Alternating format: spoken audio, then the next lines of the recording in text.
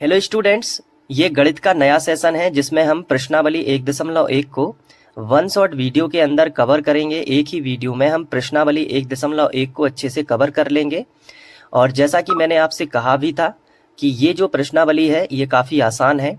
तो काफ़ी दिनों के बाद मैं अब क्लास 9th का जो नया सेशन है उसको स्टार्ट भी कर रहा हूँ। तो उम्मीद है आपको पसंद आएगा। इस वीडियो के बारे में आपको जो कुछ भी लगे आप कमेंट जरूर करना, ठीक है। तो चलिए फिर शुरुआत करते हैं। प्रश्नावली 1.1 का जो पहला क्वेश्चन है वो हमसे क्या कहता है कि क्या शून्य एक परिमेय संख्या है और क्या इसे आप p बटे क्यू के रूप में लिख सकते हो।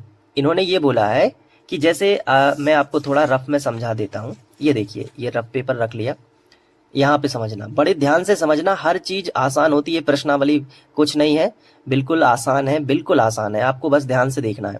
देखो क्या है, जैसे कि कोई भी बटे वाली संख्या है, जैसे आपने देखी होगी, जैसे 2/3 है, ये बटे वाली संख्या है ना, इसी को हम परिमेय संख्या कहते हैं और कुछ भी नहीं है। तो जैसे यहाँ पे टर्म यूज हुआ है परिमेय संख्या, ये परिमेय संख्या है ना, तो कौन सी संख्या हो गई, जो बटे वाली संख्या होती है, जैसे 2/3 या फिर हो जाता है 4/3, ठीक है। इसी तरीके से ये बटे वाली संख्याओं को हम परिमेय संख्या कहते हैं या फिर हम इन्हें भिन्न संख्याएं भी कहते हैं, भिन्न संख्याएं, ठीक है। जिनको पता नहीं था उनको पता चल गया कि जो बटे वाली संख्याएं होती है ना, उन्हें हम परिमेय संख्याएं और उनको ही हम क्या बोलते हैं, भिन्न संख्याएं। इसमें ऊपर वाला जो अंक होता है, जैसे यहाँ पे ऊपर क्या लिखा है, 2 लिखा है ना, तो जो ऊपर वाला अंक होता है इसे हम अंश कहते हैं, ठीक है। ऊपर वाला जो अंक होता है उसे हम अंश कहते हैं और जो नीचे वाला अंक होता है, ये देख लो, ये नीचे 3 लिखा है ना बटे के नीचे, इसे हम क्या कहेंगे, इसे हम हर कहेंगे। तो अंश बटे हर के रूप में जो चीज लिखी रहती है उसे हम परिमेय संख्या या भिन्न संख्या कहते हैं। इतनी बात क्लियर है ना।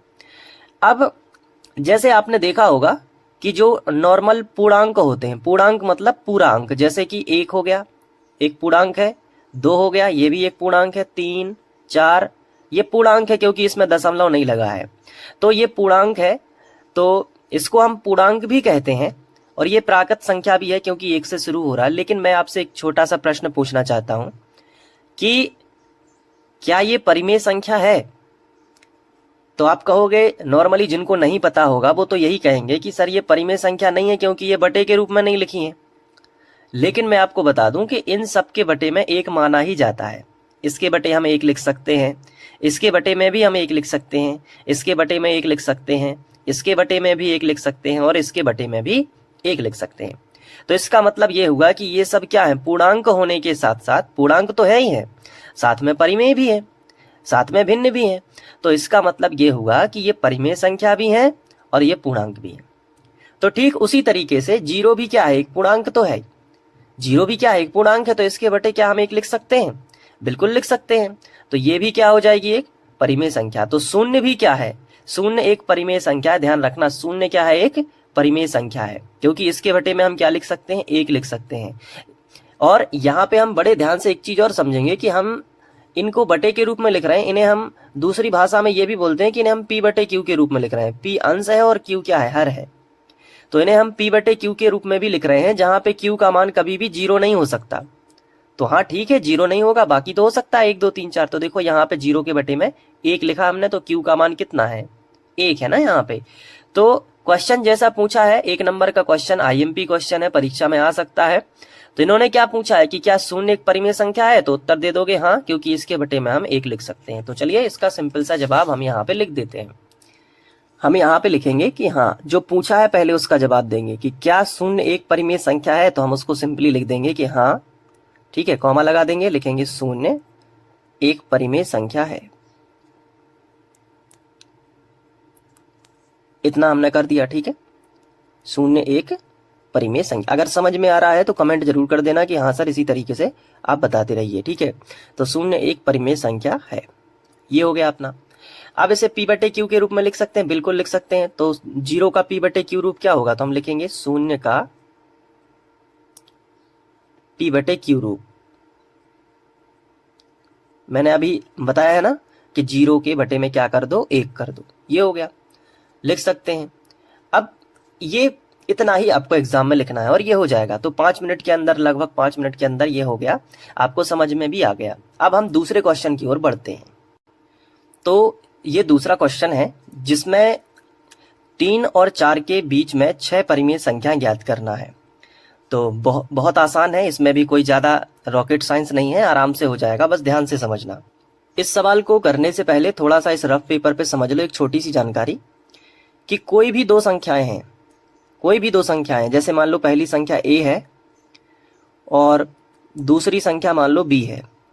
एक बार ये चीज दिमाग में बैठा लो, फिर कोई दिक्कत नहीं होगी तुम्हें, ठीक है। एक संख्या है a और दूसरी संख्या है b। ऐसे समझो कि अगर हमें इन दोनों के बीच में कोई संख्या निकालनी है, जैसे लिखा है ना कि 3 और 4 के बीच में 6 परिमेय संख्या, कितनी भी निकालनी हो, 6 हो, 1000 हो, कितनी भी निकाल सकते हैं। तो जैसे कोई भी दो संख्याएं हमारे लिए दी गई हैं और बोला जाए कि इनके बीच में एक कोई भी परिमेय संख्या हम निकाल सकते हैं। देखो कैसे, पहले एक की बात हो रही है, इन दोनों के बीच में हम एक परिमेय संख्या निकालेंगे तो क्या सूत्र है उसका? सिंपल सा सूत्र है, आपको क्या करना है, दोनों संख्याओं को जोड़ देना है, a प्लस b, दोनों को जोड़ दिया और उसके बटे में क्या कर देना है, 2 कर देना है, मतलब जोड़ के आधा कर देना है। इसको कई बच्चे ऐसे भी लिख सकते हैं कि 1/2 आगे कर लिया, इसका सूत्र याद करते हैं वो कि a और b के बीच की परिमेय संख्या क्या हो जाएगी, 1/2, और यहाँ पे हमने लिख लिया a प्लस b, यानी दोनों को जोड़ दिया और बटे में एक, बाहर 1/2 a प्लस b, तो इनके बीच की आ जाएगी, ठीक है। फिर इन दोनों के बीच में निकाल देंगे, जैसे मान लो इन दोनों के बीच में कोई परिमेय संख्या c आ गई, ठीक है। तो a और b के बीच में कौन आ गया, a और b के बीच में क्या आ गया, c आ गया। अब मान लो उन्होंने कहा है कि a और b के बीच में 2 परिमेय संख्या निकालो, तो एक तो आ गई c, अब दूसरी कैसे आएगी, तो बस चाहे इन दोनों के बीच में निकाल दो तो भी वो इन दोनों के बीच में ही रहेगी ना, चाहे इन दोनों के बीच में निकाल दो। अभी इससे समझ में आएगा सवाल से। तो ये थोड़ा सा बेसिक आपको पता होना चाहिए कि दो अंकों के या दो संख्याओं के बीच में कोई तीसरी संख्या निकाल दी है तो कैसे निकालोगे, 1/2 करके इन दोनों का जोड़ना कर दोगे, बस इतना सरल है। देखो संख्या से समझ में आएगा। जैसे ये क्वेश्चन दिया गया है कि 3 और 4 के बीच में 6 परिमेय संख्याएं निकालो, बड़ा आसान है। सबसे पहले आप 3 और 4 के बीच में कोई एक परिमेय संख्या निकाल दोगे, निकालना तो हमें 6 है, ये बोला है कि 6 निकालो, लेकिन हम 3 और 4 के बीच में पहले एक परिमेय संख्या निकालते हैं। तो हम लिखेंगे 3 और 4 के बीच परिमेय संख्या या बीच की परिमेय संख्या, आप ऐसे हेडिंग लगा सकते हो एग्जाम में, परिमेय संख्या। 3 और 4 के बीच की परिमेय संख्या कैसे आएगी, आपको मैंने बताया क्या करना है, सिंपल सी एक चीज करना है, 1/2 बाहर कर दो, ये हो गया, और 3 और 4 को जोड़ दो, जिनके बीच की परिमेय संख्या निकाल रहे हो ना उन दोनों को जोड़ दो, 3 और 4 को जोड़ दिया, इतना आसान है बस। अब इसको अपन कैलकुलेट कर लो, तो 4 और 3 कितने हो गए, 7, तो 7/7 इधर आ जाएगा, 7 का गुणा 1 में होगा तो 7 एकम 7 ही हो जाएगा और बटे का 2। समझ पा रहे इस बात को? अब ये इन दोनों के बीच की परिमेय संख्या है, तो बेसिकली हम इसको ऐसे भी लिख सकते हैं कि 3 और 4 के बीच में कौन है, 7/2 है, ये लिख सकते हैं हम। यानी कि 3 से बड़ा कौन है, 7/2, और 7/2 से बड़ा कौन है, 4। ये क्रम ऐसे चलेगा, 3 से बड़ा कौन है, 4, तो ऐसे ही चलाते चलो, बस ये आ गया। लेकिन ये तो 3 और 4 के बीच में एक परिमेय संख्या है, ऐसी हमें कितनी निकालनी है, 6 निकालनी है। तो बस घबराने की जरूरत नहीं है। अब क्या करो, इसको a मान लो और इसको b मान लो, तो इन दोनों के बीच में आ जाएगी, तो रहेगी तो वो 3 और 4 के बीच में ही ना। तो ऐसे ऐसे करके आप इधर इधर निकालते जाओ या इधर इधर निकालते जाओ, कहीं से भी, क्योंकि कोई भी दो संख्याएं उनके बीच में अनंत परिमेय संख्या होती है, अनंत, ठीक है, कोई गिनती नहीं है। तो जैसा एग्जामिनर बोले, जैसे 6 बोल दिया उसने तो 6 निकालेंगे। तो अब हम इसको और इसको सिलेक्ट करेंगे, आप चाहो तो इसको और इसको भी ले सकते हो और इनके बीच में परिमेय संख्या निकाल सकते हो। फॉर्मूला यही लगेगा, हर बार यही लगेगा, ठीक है, कोई दिक्कत वाली बात नहीं है। तो अब आप हेडिंग क्या लगाओगे, 3 और 7/2 के बीच की परिमेय संख्या। तो बताओ कैसे आएगा। तो आपको कुछ नहीं करना है, 1/2 तो पहले बाहर ही रख लो और कोष्टक लगा दो। अब 3 और 7/2 को जोड़ लो, बहुत आसान है, 3 लिख दो, फिर प्लस लगा दो, फिर 7/2 लिख दो। ये कर लोगे ना? बस अब आगे बढ़ जाओ। अब इसको सॉल्व करना आना चाहिए। देखो कैसे करोगे इसको सॉल्व करना, यहाँ पे कई बच्चे अटक जाते हैं। देखो 1/2 लिखा रहने दो। अब इस 2 का गुणा इसमें कर दो और फिर ये जोड़ लो। एलसीएम से, आप एलसीएम ले रहे हो तो एलसीएम से मैं इस तरीके से करता हूँ कि 2 तिया 6, 2 तिया 6, 6 में 7 जोड़ लो, 2 तिया 6, 6 में 7 जोड़ो, कितने आए? 13। अब सबके बटे ये 2 हो जाएंगे, यानी कि 2 इसमें गुणा कर लेगा। आप ये डायरेक्ट याद रखो, क्योंकि एलसीएम लोगे तो ज्यादा लंबा समय भी जाएगा आपका एग्जाम में और कोई खास उसमें है नहीं, तो ऐसे ही याद रखो। 2 तिया 6, 6 में ये प्लस लगा है ना तो जुड़ेंगे आगे, यहाँ गुणा होगा 3 और 2 का, यहाँ क्या होगा? गुणा। तो 2 तिया 6, 6 में 7 जोड़ो तो 13 और बटे क्या हो गए? 2 हो गए। अब ये कोष्टक लगा दो। ठीक है, ये आसान था। अब कोष्टक में ऊपर ऊपर का गुणा होता है और नीचे नीचे का गुणा होता है। ठीक है, कर लेते हैं। तो 13 एकम 13, ठीक है ना, और नीचे नीचे का गुणा करके बताओ, 2 दूनी 4। तो ये अपन को क्या मिल गया? 13/4। इन दोनों के बीच में एक और परिमेय संख्या मिल गई। तो आप इसको ऐसे लिख सकते हो ना कि 3 और 7/2 के बीच में कौन मिल गया? 13/4। यहां पे लिखो 13/4 इन दोनों के बीच में, और बाकी 7/2 और 4 तो था ही, तो यहां 4 लिख दो। अब ये चिन्ह ये वाला लगाना, हमेशा यही चिन्ह लगेगा। ये बड़ा का चिन्ह है कि 3 से 4 की तरफ। 3 से बड़ा 13/4, 13/4 से बड़ा 7/2, 7/2 से बड़ा 4। तो देखो 3 और 4 के बीच में कितनी परिमेय संख्या अभी तक मिल चुकी हैं? 2 मिल चुकी हैं। ऐसी कितनी निकालना है? 6 निकालना है।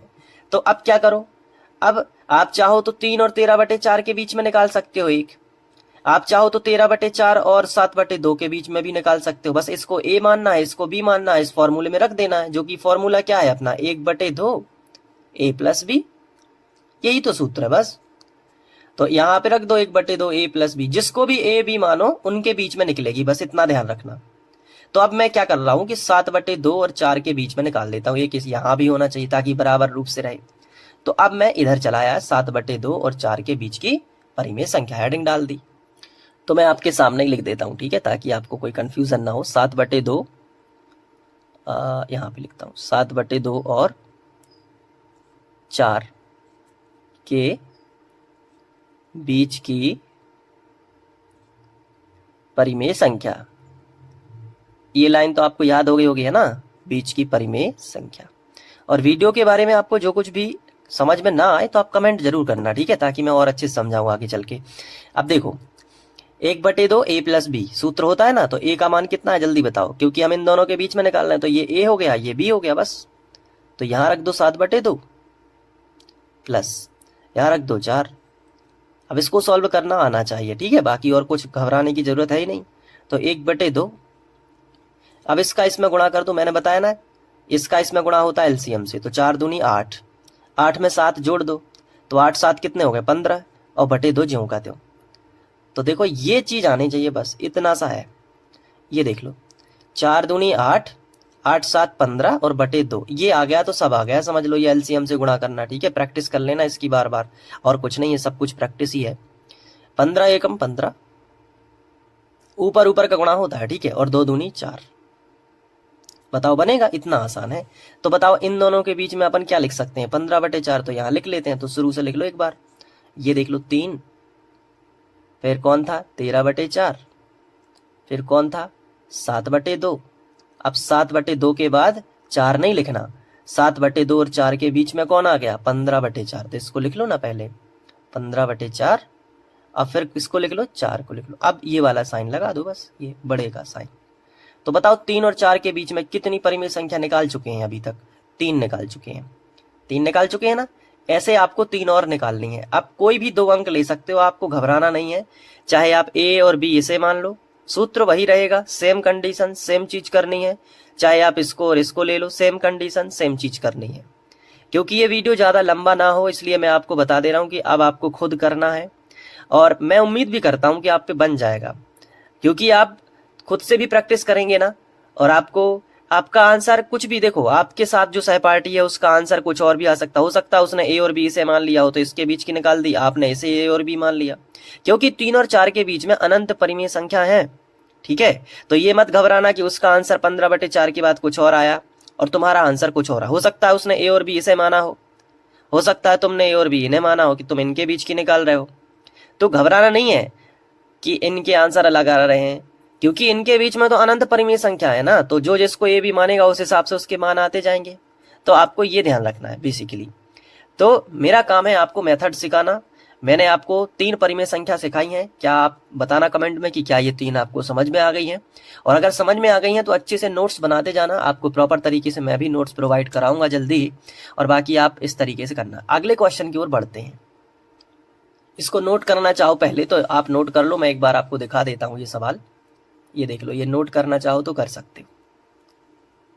ठीक है, ये पूरा ये देख लो भाई साहब, ये देख लो, इसके आगे आपको करना है। ठीक है, कर लोगे ना? 3 तो मैंने निकाल दी, अब क्वेश्चन में 6 बोला है तो बाकी आप निकाल लेना। ठीक है, सेम मेथड ही यूज हो रही है, कोई ऐसी बड़ी बात नहीं है। अगला क्वेश्चन देख लेते हैं। ये देख लो, ये तीसरा सवाल है अपना प्रश्नावली 1.1 का ही। अब इसमें क्या है, इसमें 3/5 ये लिखा है ना, 3/5 और 4/5 के बीच की 5 परिमेय संख्या निकालनी है। सेम है, ए बी मान के करना है, बस देख लो आप कैसे करना है। आपको कुछ नहीं करना, ये जो 2 संख्या है आपको हेडिंग लगा देनी है कि 3/5 और 4/5 के बीच की परिमेय संख्या। ये देख लो, इस तरीके से कर लोगे। ठीक है, मैंने लाल पेन से लिख दिया, कोई दिक्कत नहीं है, आपको नहीं लिखना है। ठीक है, ये तो इसमें मैं कलर यूज करता हूं ताकि आप बोर ना हो ज्यादा।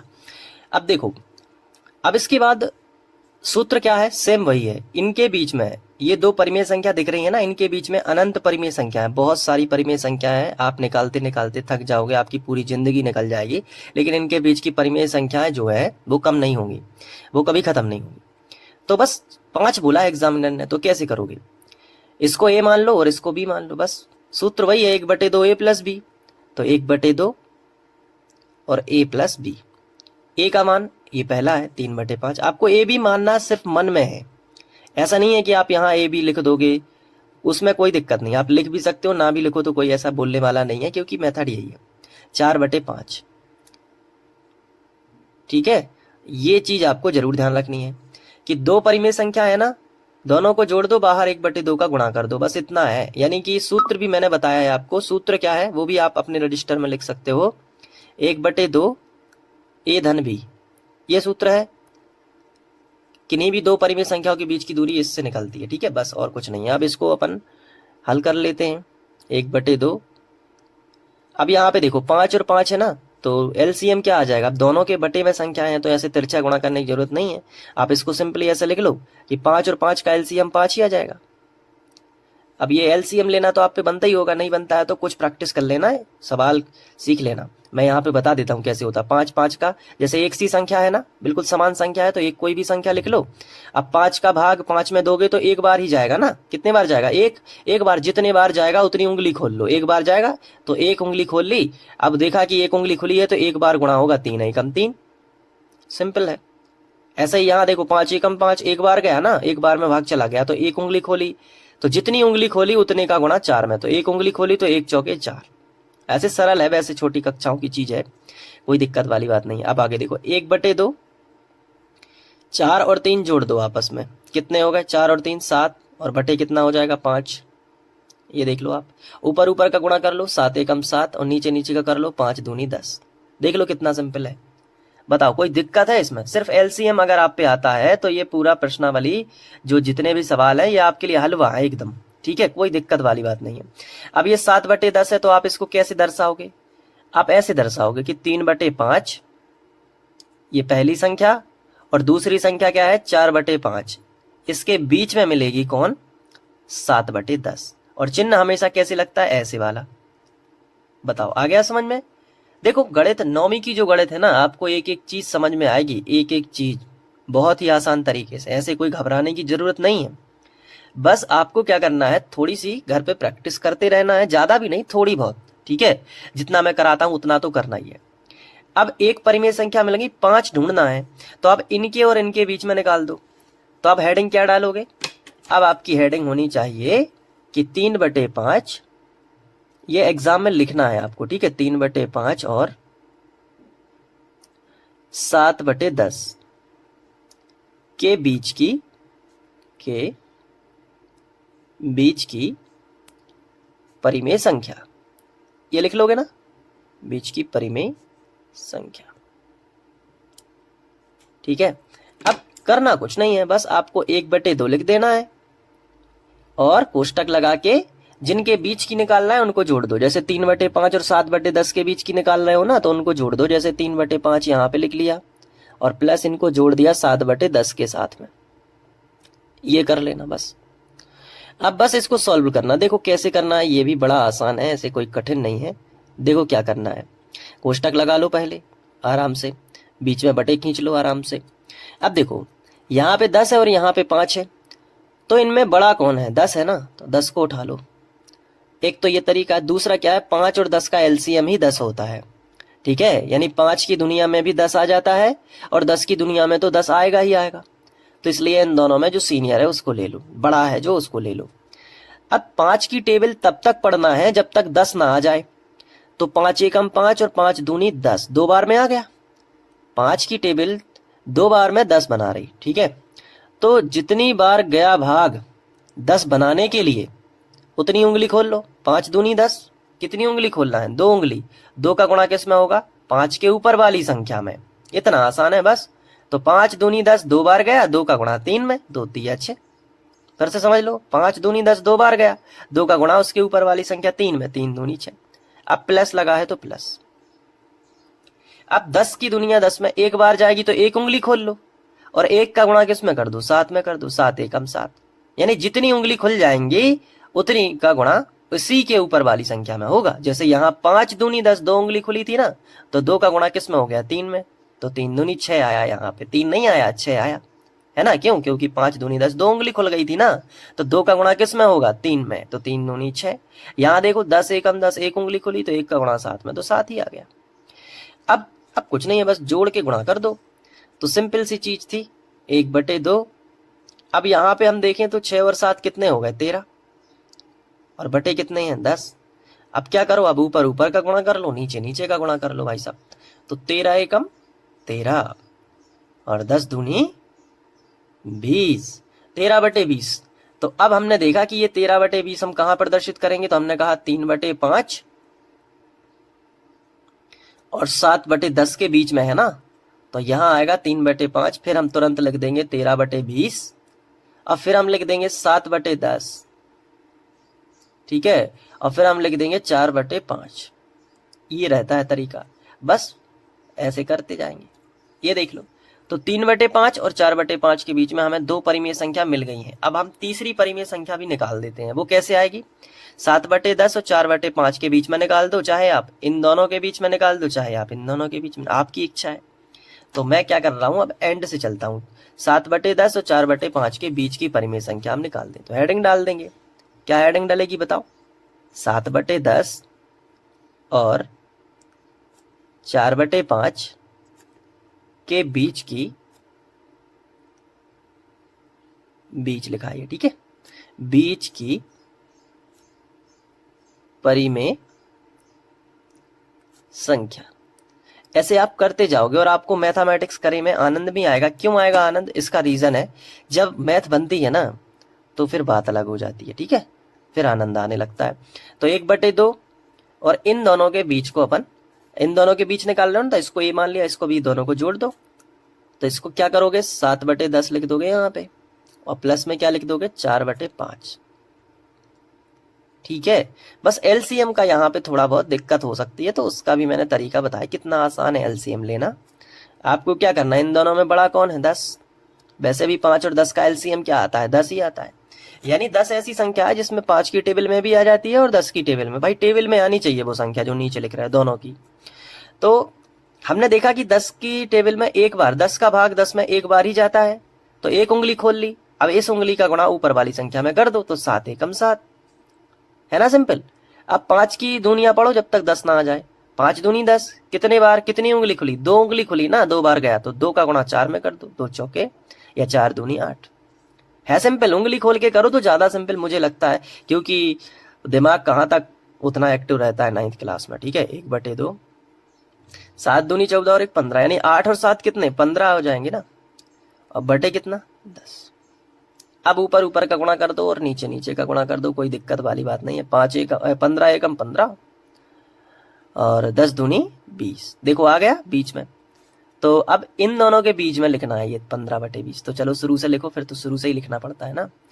तो इधर लिखोगे क्या 3/5, फिर 13/20 तो लिखा ही था अपना, ऊपर से देख के लिख रहा हूँ, ध्यान देना।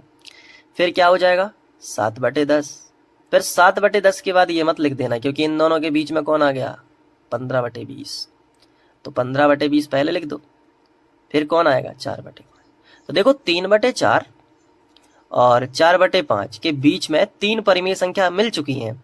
ऐसे ही आपको करते जाना है तो आप 5 परिमेय संख्या निकाल लोगे। भाई मेथड वही है, सेम है, तो समय बर्बाद काहे को करना। बस आपको अपने नोट्स में 2 और निकाल लेनी है। आप आंसर आपका कुछ भी हो सकता है, आपके सहपाठी का कुछ और हो सकता है, क्योंकि इनके बीच में अनंत परिमेय संख्या, जैसा कि पहले सवाल में भी मैंने आपको बताया। 3 निकाल के मैंने बता दी, बाकी 2 आपको निकालना है। आप चाहे इसको होमवर्क समझ लीजिए, ठीक है, और आप करके जरूर बताना, कमेंट में बोल देना कि मैंने इनके बीच में ये निकाली है, मैं चेक करता रहूंगा, ठीक है। तो आज से अच्छे से पढ़ाई स्टार्ट भी करना है। अब हम चौथे क्वेश्चन की ओर बढ़ लेते हैं। चौथा क्वेश्चन ऐसे ही है, नॉर्मल सत्य टाइप है। देखो क्या दिया गया है कि नीचे दिए गए कथन सत्य हैं या असत्य, कारण के साथ अपने उत्तर दीजिए। तो बेसिकली सत्य बस बताना है। तो देखो पहला आप पढ़ लेते हैं, प्रत्येक प्राकृत संख्या एक पूर्ण संख्या होती है। प्रत्येक प्राकृत संख्या, बिल्कुल देखो पूर्ण संख्या है। मैं यहाँ पे समझाना स्टार्ट कर देता हूँ। देखो पूर्ण संख्याएं क्या होती हैं, ठीक है, आपने पढ़ा भी होगा, कई बार मैंने पढ़ाया भी है इस चीज को। पूर्ण संख्याएं जो अपने आप में पूर्ण हो, यानी बिल्कुल 0 से स्टार्ट होती हैं। 0, 1, 2, 3, 4 और ऐसे अनंत तक, जहां तक गिनती बनी है वहां तक चल रही हैं, ठीक है। ये पूर्ण संख्या है, ये बच्चे को पता होता है पूर्ण संख्या 0 से। अब इन्होंने कहा क्या है कि प्रत्येक प्राकृत संख्या, अच्छा प्राकृत संख्या, और आपको बता दूं प्राकृत संख्या भी बहुत आसान है, जिसे हम नेचुरल नंबर भी कहते हैं, ठीक है। प्राकृत संख्याएं कहां से स्टार्ट होती हैं अपनी 1 से शुरू होती है। नेचुरल नंबर 1, 2, 3, 4 और ऐसी जहां तक गिनती बनी है वहां तक चलती है। अब क्वेश्चन समझना जरा, इन्होंने पूछा है कि क्या प्रत्येक प्राकृत संख्या एक पूर्ण संख्या होती है। प्रत्येक प्राकृत संख्या एक पूर्ण संख्या होती है, बिल्कुल होती है, क्योंकि आप पूर्ण संख्याएं देखो अगर गौर से, तो उनमें प्राकृतिक संख्याएं तो पूरी की पूरी समाहित है, 1 से शुरू हो रही, 0 बस ऐड है। आप इस चीज को समझो ना, ये क्या ऐड है, 0 बस ऐड है। तो हमने कहा ठीक है भाई साहब, तो प्रत्येक प्राकृत संख्या जो होगी वो क्या होगी, एक पूर्ण संख्या। जैसे मैं आपसे एक नॉर्मली क्वेश्चन पूछता हूं कि 2 क्या एक पूर्ण संख्या है, तो आप कहोगे सर पूर्ण संख्या तो होगी क्योंकि ये पूर्ण संख्याओं में 2 शामिल रहता है। तो वही चीज है, कोई अलग से दिमाग नहीं लगाना है। तो बस ये कथन आपको क्या बोल रहा है कि प्रत्येक प्राकृत संख्या एक पूर्ण संख्या होती है, तो आप लिखोगे बिल्कुल होती है, सत्य। कारण ये रहा कि पूर्ण संख्या लिख लो, प्राकृत संख्या लिख लो, और यहां से यहां तक एक लाइन बना दो और ये लाइन बना दो कि देख लो भाई साहब, प्राकृतिक संख्या जो होती है वो 1 से शुरू होती है, और पूर्ण संख्या में तो प्राकृत संख्या पूरी समाई हुई है, तो बिल्कुल होंगी प्रत्येक पूर्ण संख्या। लेकिन आपको अगर ये ऐसा क्वेश्चन आ जाता है कि प्रत्येक पूर्ण संख्या एक प्राकृत संख्या होती है, तो आप गलत लगा देते, क्योंकि 0 जो है वो पूर्ण संख्या तो है लेकिन प्राकृतिक नहीं है। तो 0 के मामले में अगर उल्टा आ जाता है तो सोचना पड़ता है। जैसे प्रत्येक पूर्णांक एक पूर्ण संख्या होती है, ये बोला गया है, प्रत्येक पूर्णांक एक पूर्ण संख्या होती है। अब इस चीज को समझो कि 0 जो है वो क्या है, एक पूर्णांक ही तो है। 1 क्या है, एक पूर्णांक है। 2 क्या है, पूर्णांक है। तो प्रत्येक पूर्णांक एक पूर्ण संख्या होती है, बिल्कुल होती है। पूर्ण संख्याओं में सभी पूर्णांक ही होते हैं, तो ये भी क्या है, ये भी सत्य है कि पूर्ण संख्याओं में क्या है, सभी पूर्णांक। तो आप इसमें लिखोगे कि दूसरे का आंसर आप क्या लिखोगे, देखो नोट्स में लिखने के लिए लिखवा दे रहा हूं कि प्रत्येक पूर्ण संख्या क्या होती है, एक पूर्णांक ही है, एक पूर्णांक ही है, बस इतना लिख देना, ठीक है। अब प्रत्येक परिमेय संख्या एक पूर्ण संख्या होती है, नहीं हो सकता। प्रत्येक परिमेय संख्या, देखो परिमेय संख्या मैंने बताया जो P/Q के रूप में लिख सके, यही होता है ना। लेकिन P/Q के रूप में 3/4 भी लिखा जा सकता है, और केवल 5/1 करके P/Q के रूप में लिखा जा सकता है। लेकिन 5 एक पूर्णांक है और 3/4 क्या है, एक भिन्न है। अंतर है ना दोनों में, इसका उत्तर दशमलव में आएगा लेकिन ये पूरा का पूरा अंक है, तो ये जो कथन है ये असत्य हो जाएगा। ये क्या हो जाएगा? असत्य, कि प्रत्येक परिमेय संख्या एक पूर्ण संख्या नहीं हो सकती। जैसे मैं आपको सिंपल सा बताऊं, जैसे जीरो क्या है? जीरो एक पूर्ण संख्या है, जीरो एक परिमेय संख्या है। तो यहां तो एक ये बात सही हो रही है, लेकिन हर जगह लागू नहीं होती, क्योंकि अगर मान लो कहीं पे लिखा है 3/4, तो क्या ये परिमेय संख्या है? बिल्कुल है। लेकिन क्या ये पूर्ण संख्या है? आंसर है नहीं। पूर्ण संख्या तो होती है 0, 1, 2, ये होती है पूर्ण संख्या, ये थोड़ी होती है। तो बटे में है, ये तो इसका आंसर दशमलव में आएगा। तो इस तरीके से आपको समझना पड़ेगा, ठीक है। अब ये वीडियो आपको कैसा लगा? ये प्रश्नावली तो समाप्त हो रही है। सब कुछ बताना और जो भी सुधार करने लायक है वो भी बताना। मैं आपके लिए लगातार वीडियो बनाता रहूंगा, बस आपका कमेंट ही सब कुछ है। एक बार कमेंट करके बताना कि ये वीडियो आपके लिए हेल्पफुल रहा या नहीं रहा, सब कुछ। और जहां डाउट लगाओ वो भी पूछना, और आगे एक प्रश्नावली 1.2 में उस चीज का ध्यान रखा जाएगा। मिलते हैं नेक्स्ट वीडियो में। Thank you.